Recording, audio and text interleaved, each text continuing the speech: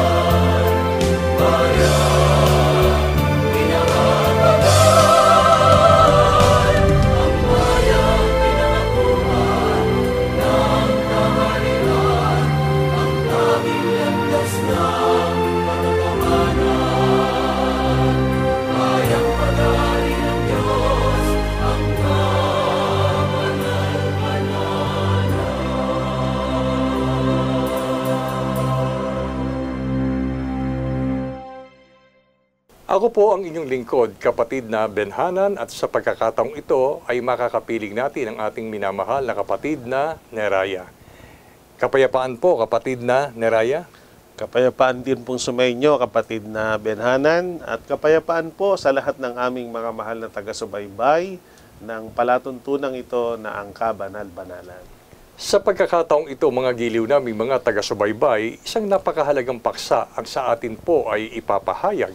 At ako po ay lubos na naniniwala na ang pagtuturong ito sa pamamagitan po ng paghahatid ng paksang ito ay lalo nating marirealize kung gaano kaimportante ang pagtitiwala at pananampalataya sa Diyos.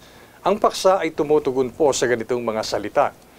Ipagkatiwala natin sa Diyos ang ating mga alalahanin sa buhay.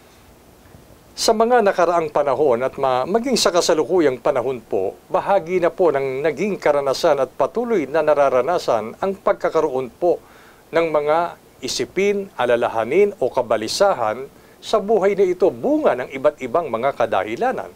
Halimbawa po sa pamilya, sa pangangailangan po sa araw-araw ng pamumuhay, lalo na po yung basic needs.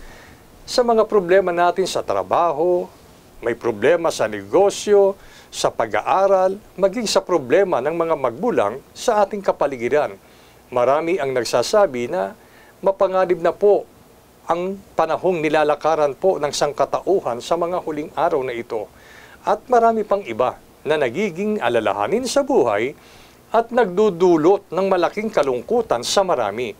Sa pamamagitan po ng paksang ating pag-aaralan, ay gagabayan tayo ng kaalamang ito upang mapagtagumpayan natin o ma-overcome po natin ang lahat ng mga ito na ating pinagdaraanan sa buhay na ito.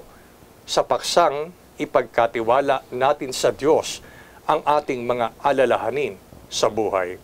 Kapatid na Neraya, ano po ba ang isang katotohanan ng buhay na tiyak na mararanasan natin na mga tao sa mundong ito? Ang sagot po ng Biblia ay mababasa po natin sa Aklat ng Job. Ang kapitulo po ay 5, ang bersikulo po ay 7 sa saling ng Bibliang Tagalog, Popular Version. Ang tao ay tiyak na daranas ng kahirapan kung paanong may alipato na galing sa apuyan. Napakaliwanag po ang pahayag na ito ng banal na kasulatan sa isang paghahambing kung paano ang alipato na galing sa apuyan. Sabihin po nung apuyan, yun po yung kumbaga nung araw ay tinatawag na kalan, doon nagluluto. Maging sa ating panahon, meron namang mga tinatawag na pag nag-aapuyan, yung bonfire, halimbawa. Pagka po may bonfire o may kalan na ginagamit na panggatong doon ay kahoy, pag sinindihan na po yung bonfire ay may alipato. Yung alipato po, ang tawag doon sa Ingles ay spark fly. hindi lang apoy, kundi kasama nun ay merong umaalipato, umiilang lang na mga bagay na bunga po ng pag-aapoy. So, basta't merong apo yan, meron pong ganong bagay. Ganon din po ang buhay ng tao. Hindi po makakaiwas na kapag tayo po ay nabubuhay sa mundong ito, bahagi na. Sabi nga, kaakibat na ng paraan ng ating paumuhay, tiyakan niya tayo ay magdaranas ng kahirapan. Kahit po ang kalagayan ng tao ay mayaman, mahirap, may pinag-aralan o hindi nakapag-aral, meron nga pong kasabihan na hindi ka normal pagka wala kang problemang pinagdaraanan. Kaya yun pong nararanasan nating kahirapan o kabalisahan ay bahagi po yan ng buhay ng tao sa mundong ito.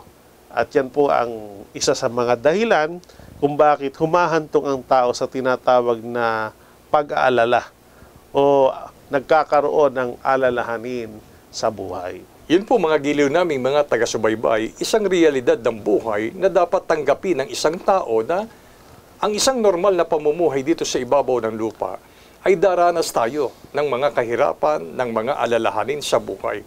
Yun ang normal. Kung kaya ngayon ay lalong dapat nating ituon ang ating pong buong pansin na kung ito ang realidad ng buhay, paano natin mapagtatagumpayan at matatanggap ng maluwag sa ating kalooban ang kahirapan bunga ng ating pamumuhay dito sa magulong sanlibutan.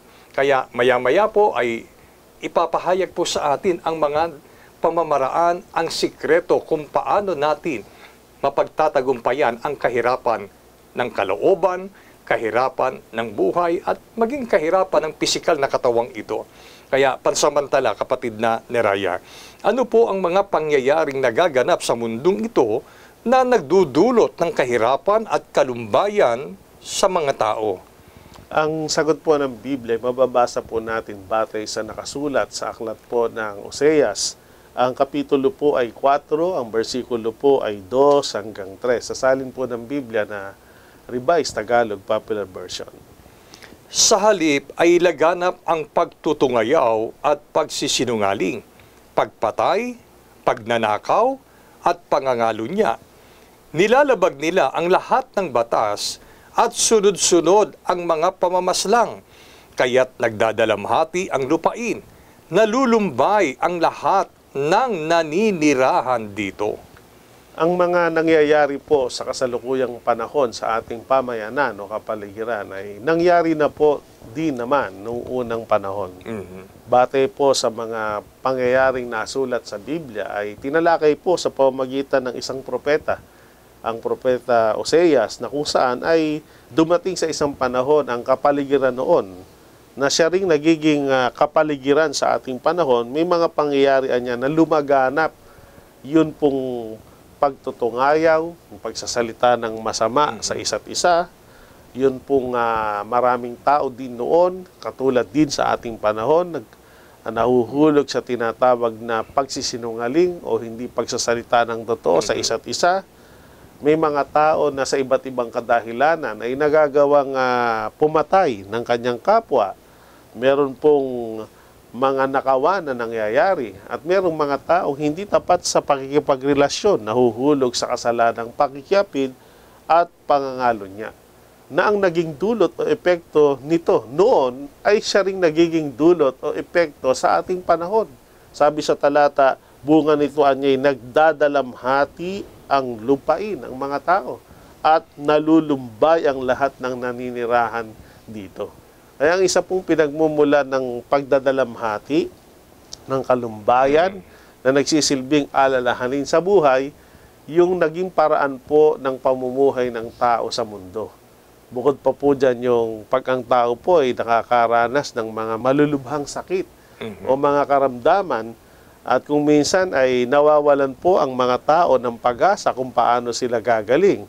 Yung iba naman, kulang po ng pangsuporta doon sa kailangang gamot para malunasan yung kanilang sakit. At dahil doon, nag-aalala ang tao at nagdudulot ito ng kalumbayan o kalungkutan sa paraan ng kanilang pamumuhay. Sa makatuwid, kapatid na Neraya, ang dahilan kung bakit hindi maiiwasan ang kahirapan na mararanasan ng tao ay dahil na rin sa masamang gawa ng Opo. tao. Kaya ngayon, mga giliw naming mga taga-subaybay, nakikita po natin kung bakit ayaw ng Panginoon na ang tao ay mamuhay sa pagkakasala o sa kasamaan, sapagkat yan po yung balik sa atin. Tayo rin ang naaapektuhan.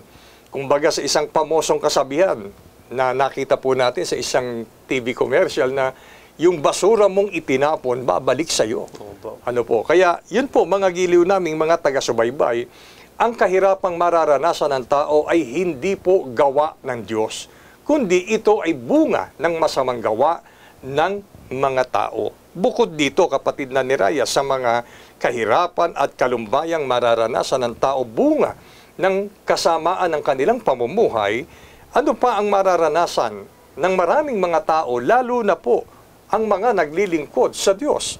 Ang sagot po ng Biblia, mababasa po natin sa isang pangyayaring naganap sa mga unang Kristiyano na noon ay naninirahan sa lugar ng Macedonia. At tinalakay po yan ng Apostol Pablo sa kanyang pagsulat sa mga taga-Korinto. Sa ikalawang Korinto, Kapitulo 8, versikulo 2. Sasalin po ng Bibliang Tagalog Popular Version. Dumanas sila ng matinding kahirapan at ito'y isang mahigpit na pagsubok sa kanila. At sa kabila ng kanilang paghihikahos, masayang-masaya pa rin sila at bukas ang palad sa pagbibigay. Narito po ang karanasan na naranasan o naganap sa mga unang Kristiyano na naglilingkod sa Panginoon. Sa pagtalakay ng Apostol Pablo sa pamamagitan po ng kanyang sulat sa mga Kristiyano na naninirahan sa Korinto ay ikinukwento po niya yung karanasan ng mga mananampalataya o mga Kristiyanong naninirahan sa Macedonia. Ano po ang sabi ng Apostol Pablo? Dumanasaan niya sila ng matitinding kahirapan. At yung matitinding kahirapan na yun anya isang mahigpit na pagsubok sa kanila.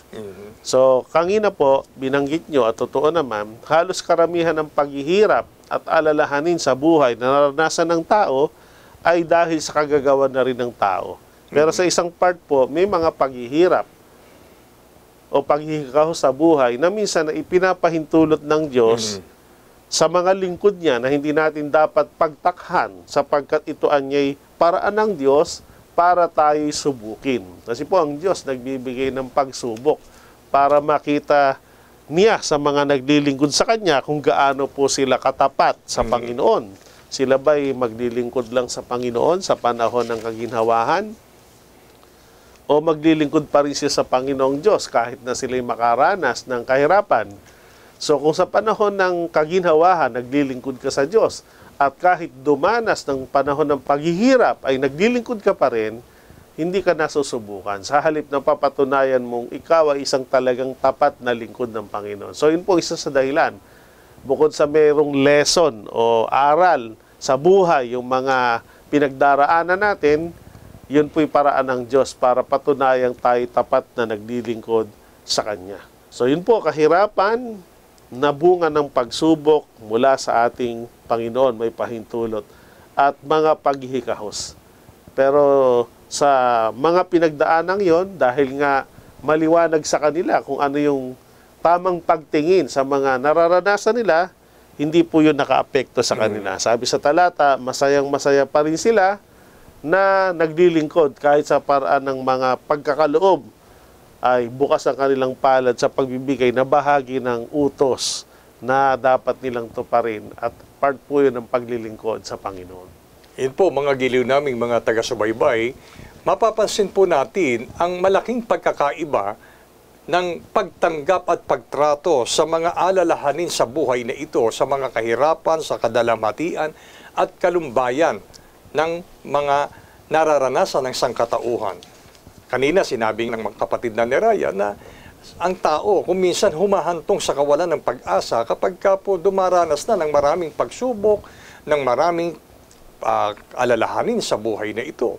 Pero mapapansin po natin, iba ang pagtrato ng mga lingkod ng Panginoon Diyos. Na sa halip na sila'y mawalan ng pag-asa, na sa halip na sila po ay magkaroon ng kalumbayan, mapighati ang kanilang kalooban dahil sa mga paghihikahos at matinding kahirapan sa buhay na ito, ay nanatili po ang kanilang pag-asa sa ating Panginoon Diyos upang ang kanilang kalooban ay maging maginhawa at magaan, na ito ang nagtutulak sa kanila upang maging masaya pa rin sa paglilingkod, maging masaya pa rin na nabubuhay dito sa ibabaw ng lupang ito. Kaya mga giliw naming mga taga-subaybay, makikita po natin ang malaking kaibahan ng mga naglilingkod sa Diyos at sa mga hindi naglilingkod sa Diyos pagdating po sa pagtrato at kung ano ang epekto ng kahirapan at kalumbayan sa buhay na ito. Ngayon, kapatid na Neraya, bakit ganun na lamang ang mga lingkod ng Diyos na sa kabila ng kahirapan ay nakukuha pa nilang maging masaya? Sa halip na magdamot ay nagiging bukas pa ang kanilang mga palad sa pagbibigay, sa pagkakawang gawa. Ano po ba ang ipinapayo ng Biblia na ginawa nila ng una na dapat din nating gawin ngayon kapag nararanasan na natin ang mga ganitong pangyayari? Palibasa po, mga mahal naming taga-subaybay, ang mga Kristiyano ay naturuan at tumanggap ng mga aral at payo mula sa mga kasangkapan ng Diyos noon, halimbawa ay ang mga apostol. At ang isang napakahalagang payo na natandaan po nila, na dapat din pong tandaan natin, na ito ang tutulong sa atin para mapagtagumpayan natin yung mga alalahanin sa buhay, nasulat po sa unang Pedro. Ang kapitulo po ay 5 at ang versikulo ay 7. Nasalin ng Biblia ang Revised Tagalog Popular Version. Pakibasa niyo po, kapatid na Benhanan. Ipagkatiwala ninyo sa Kanya ang inyong mga alalahanin sa buhay, sapagkat Siya ay nagmamalasakit sa inyo. Tandaan niyo po ang batayang talata, unang Pedro 5:7. Ito po ay napakahalagang payo na tinanggap at iningatan sa puso o sa kalooban ng mga unang mananampalataya. At kung ito rin po ay tatandaan at iingatan natin sa kalooban, napakalaking tulong po nito para mapagtagumpayan natin ang mga alalahanin sa buhay. Ano po sabi sa talata? Ang sabi po ng Apostol Pedro, ipagkatiwala ninyo sa Kanya. Yung Kanya na tinutukoy ay referido sa Diyos. Ipagkatiwala natin sa Diyos ang lahat ng ating mga alalahanin sa buhay.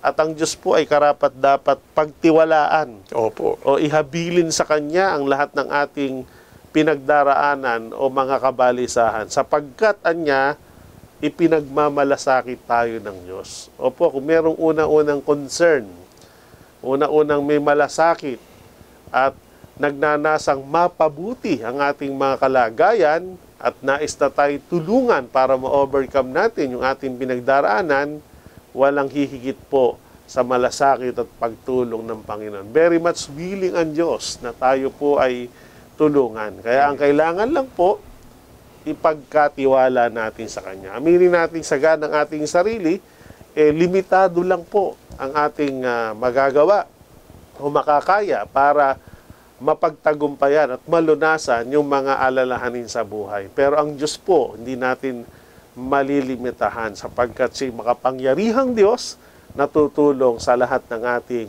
mga pangangailangan.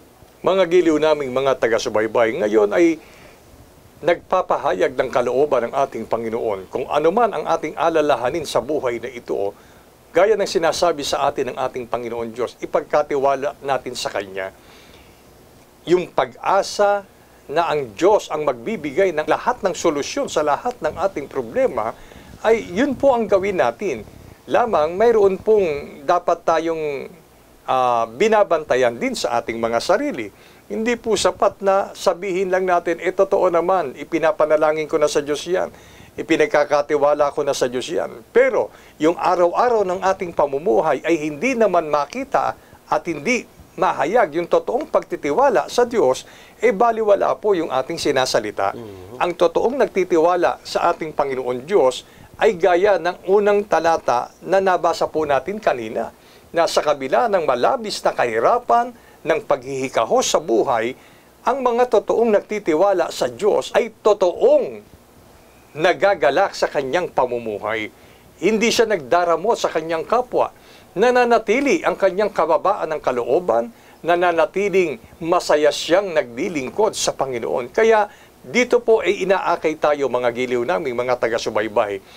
Ang totoong nagtitiwala sa Diyos ay patuloy na naglilingkod sa Diyos, patuloy na inaalam ano ang kalooban ng Diyos upang sa kanyang pagkaunawa, sa kanyang pagkaalam sa kalooban ng Panginoon, ito naman ang mag-uudyok sa kanya upang siya rin ay maging isang tunay na lingkod ng ating Panginoon Diyos. Kapatid na Neraya, ano ba ang gagawin ng Diyos pag tayo ay nagtiwala sa Kanya?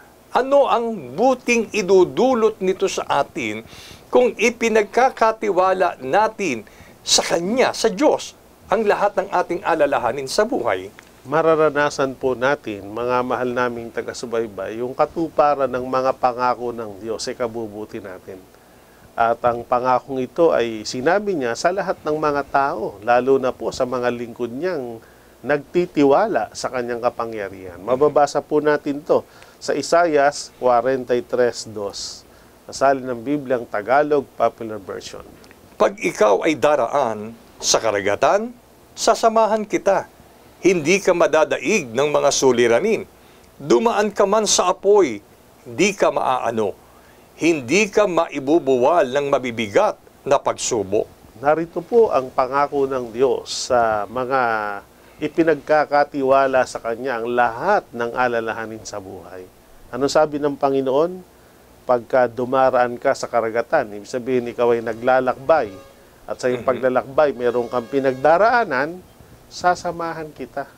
So hindi po natin mararamdamang tayo ay may pinagdaraanan na nag-iisa lang tayo.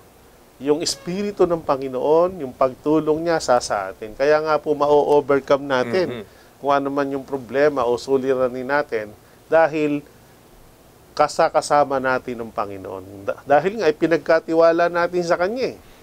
At ang mga taong nagkakatiwala sa Kanya, sinasamahan ng Panginoon sa kanilang pang-araw-araw na pamumuhay. At pagka niya sinamahan kita, hindi ka madadaig ng iyong mga suliranin. Bagamat part ng buhay po talaga ng tao, nagkakaroon ng problema o suliranin sa iba't ibang kadahilanan, pero ang magandang balita, sabi ng Diyos, pagkasama mo ko, dahil pinagkatiwala mo sa akin yan, tinitiyak ko sa iyo, sa tulong ko, sa tulong ng Diyos, hindi ka madadaig o mapagtatagumpayan ng mga pinoproblema mo. Ma-overcome mo yan. Dumaan ka man anya sa apoy. Yung apoy, simbolo po yun ng matitinding pagsubok. Di ka maaano. Meron po kasing sinusubok, hindi nakakayanan yung pagsubok, bumabagsak at naaapektuhan. Dati, masayang-masaya nung panahon walang pagsubok o walang problema. Dumanas lang ng problema pagsubok, nalungkot na, na-stress na, at nalito na, hindi na alam ang gagawin. Pero pag ipinagkatiwala natin sa Diyos, yung mga alalahanin natin sa buhay, kahit na ang mga nangyayari sa atin ay bunga ng kagagawa ng mga tao nakapaligid sa atin, o kaya naman ay part ng ipinahintulot ng Panginoon na pagsubok, hindi tayo maaano, sa ibang salita, hindi tayo maapektuhan. At hindi kanya maibubuwal ng mabibigat na pagsubok. Mananatili tayo nakatindig at nakapagpapatuloy sa gawaing paglilingkod at naitataguyod natin yung ating mga obligasyon sa ating pamilya, sa trabaho, sa ating negosyo. Tuloy lang ang buhay dahil nilalakbay mo yan na hindi ka nag-iisa. At yung pinakamahalagang tulong, yung tulong na mula sa Diyos, ay sumasa atin. At ang pangako ng Panginoon sa mga tao at sa mga lingkod niyang ipinagkatiwala sa Kanya ang lahat ng alalahanin sa buhay. Yun po mga giliw namin, mga taga-subaybay, napakabuti ng kalooban ng Diyos sa atin na Kanyang mga nilikha. Alam niyo po, sa hindi pagkaunawa ng kalooban ng Diyos, maraming tao na dahil sa mga pagsubok, problema, alalahanin sa buhay, ay humahantong sa tinatawag na depresyon. At kapag ka ang taong ito na nasa ilalim ng depresyon ay hindi na niya nakayanan ang lahat, doon humahantong ang tao sa pagpapakamatay. Dahil sa kanyang kalooban, para bang nag-iisa na lang siya sa buhay na ito. Mga giliw naming taga-subaybay, ikaw ba ay dumaranas ngayon ng matindi at mahigpit na pagsubok? Ano ba ang kalooban mo ngayon? Ang pakiramdam mo ba ay gaya ka na nag-iisa, na para bagang tinalikuran ka na ng mga mahal mo sa buhay? At dahil doon ay gaya ng nawawalan ka na ng pag-asa? Mga minamahal naming taga-subaybay, ito ang sagot. Alalahanin natin na kahit talikuran man tayo ng lahat ng tao, narito ang pangako ng Diyos. Kung ikaw ay lubos na magtitiwala sa Kanya, narito ang isang matibay na pag-asang nililikha sa buhay nating mga nilikha sa mundong ito. Kaya sa anumang ating mga pinagdaraanan, lagi nating alalahanin, hindi ako nag-iisa. Kapatid, hindi ka nag-iisa. Kaibigan, hindi ka nag-iisa. Mga giliw naming taga-subaybay, lagi nating alalahanin, ang Diyos ay laging sumasa atin. Lamang, lubos nating ipagkatiwala sa Diyos ang ating mga alalahanin sa buhay na ito. At alamin pa natin ang banal na kalooban ng Diyos tungkol po sa atin na mga tao. Kaya dahil dito, kapatid na Neraya, ano po ang dapat na maging pasya natin, tayo na mga tao, sa panahon na tayo po ay may pinagdaraanan, may suliranin, may mga pagsubok at alalahanin sa buhay na ito? Ang dapat po na maging kapasyahan natin ay katulad ng mga naging kapasyahan ng mga unang lingkod ng Diyos na dumanas ng mga matitinding pagsubok at iba't ibang sitwasyon ng buhay. Pero dahil sa kapasyahang ito ay nalagpasan nila at napagtagumpayan ang mga kahirapang ito. Isa po dyan, bantog sa larangan ng pagsubok at napagtagumpayan ang lingkod ng Diyos na si Job. Ano po ang kanyang testimonyo tungkol sa kanyang mga pinagdaanan at ano po ang kanyang ginawa? Ito po ang kanyang sabi, na kung gagayahin natin, ma-overcome din po natin ang lahat ng mga bagay. Sa Job, Kapitulo 5, versikulo 8, sa salin ng Biblia, ang bagong ang Biblia. Ngunit sa ganang akin, ang Diyos ay aking hahanapin, at sa Diyos ko ipagkakatiwala ang aking usapin. Maliwanag po ito, mga mahal naming taga-subaybay. Sa sinalitang ito ng lingkod ng Diyos na si Job, ang kanyang sabi, ng akin, ang Diyos ay aking hahanapin. Lalong kailangan nating hanapin ang Diyos sa panahon na tayo ay may mga problema. Iba po kasing mga tao, pagka problemado, lalo hindi makaya, humahanap ng mga taong makakausap. Opo. Hindi naman po masama yun para humingi tayo ng advice. Iba naman, humahanap ng makakainuman. Kaya dinadaan sa inuman hanggang sa magkalasingan. At yung problema, lalo nadadagdagan ng problema pa dahil pagka nalasing na kung ano-ano na po yung ginagawa. So wala po sa alak ang solusyon sa mga problema natin. Kaya kaysa sa hanapin natin yung mga tao na magpapayo sa atin, okay po yun. Pero higit kaysa sa mga tao, higit kaysa sa mga akala nilang paraan na makakalimot sila bunga ng kalasingan o pag-inom ng alak, ang sabi ni Job, hahanapin ko ang Diyos. So paano natin matatagpuan ang Diyos bagamat ang Diyos ay hindi nakikita? Sa pamamagitan po ng line of communication sa Kanya. Through prayer o sa pamamagitan po ng panalangin. Kaya sa loob po ng kabanal-banalang iglesia, isa pong kultura na kapag may mga pagsubok, may mga suliranin, may part po na bahagi na nga ng pagkakatipong pagsamba, merong pasalamat at pagtatagubilin. Ang lahat ng may mga ipinagpapasalamat sa Diyos o may mga nais ipagkatiwala, ihabilin sa Panginoon, inaanyahang lumuhod sa dakong harapan upang ipagtagubilin sa Panginoon. At hindi lang po ito para sa mga kapatid.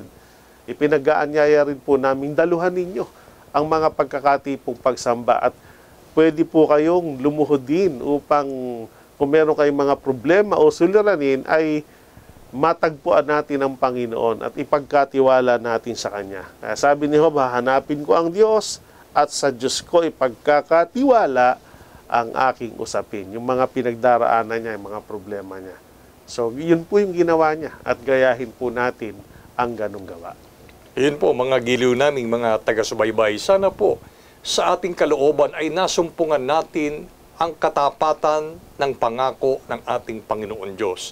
Kaya kung ikaw man, mga giliw naming taga-subaybay, ay dumaraan sa matinding suliranin, mga pagsubok, mga alalahanin sa buhay na ito na maaaring humantong sa depresyon, narito ang Diyos ay kumakatok sa ating puso. Tanggapin natin at papasukin natin ang mga salita ng ating Panginoon Diyos na ito. Walang magagawa ang tao. Walang anumang magagawang bagay na makapagpapaginhawa sa puso't kalooban ng tao kundi ang salita ng Diyos. Nasa Diyos ang kapayapaan. Nasa Diyos ang solusyon sa lahat ng ating anumang pinagdaraanan sa buhay na ito. Kaya dahil doon, kung nasa Kanya ang lahat ng ating kailangan, hanapin po natin ang Diyos. At tiyak masusumpungan po natin siya. Dahil kailanman hindi tayo tataguan ng Diyos gaya ng ibang tao na pag alam na ng kanyang kapwa-tao na mahigpit ang pangangailangan ng kanyang kaibigan, ng kanyang kumpare, kumare, pinagtataguan na. Mga giliw naming taga-subaybay, maging tapat ang ating puso sa paghanap natin sa ating Panginoon Diyos. At upang lalo natin siyang masumpungan, patuloy po tayong sumubaybay sa programang ito. At minsan pa, iniiwan namin ang isang mahalagang pagtuturo sa atin ng Panginoon. Ipagkatiwala natin sa Kanya ang lahat ng ating alalahanin sa buhay na ito. Sapagkat ipinagmamalasakit ka ng ating Panginoon. Ito nawa ang ipagpala sa ating mga puso mula ngayon at magpakilanman. Amen.